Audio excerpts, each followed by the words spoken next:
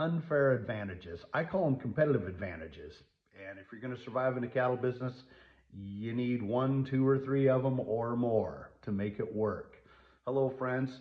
Competitive advantages kind of fall into three categories. They're resource-based, they're income-based, or they're non-traditional. Our resource-based are the old-fashioned ones. You're next door to a cannery.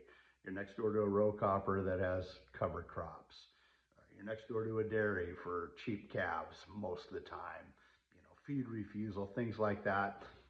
At some way or other, you either have cheap or free land, cheap or free money, cheap or free management.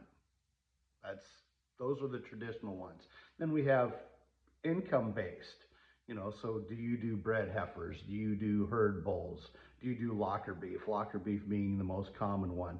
Do you do some sort of off-farm sales? Like myself, I sell a lot of spring cattle for pasture calves.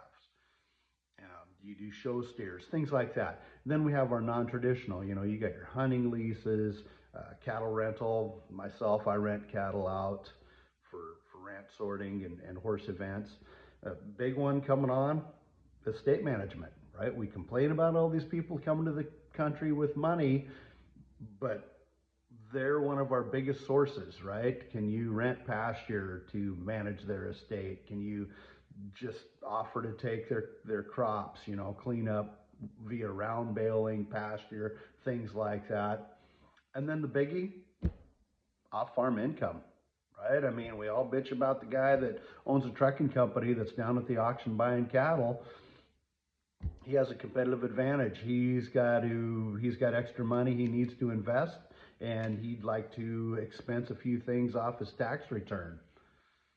And as farmers grow older, right? I mean, 90% of the farmers in America, what do they say now, are over 50. A lot of them are retired.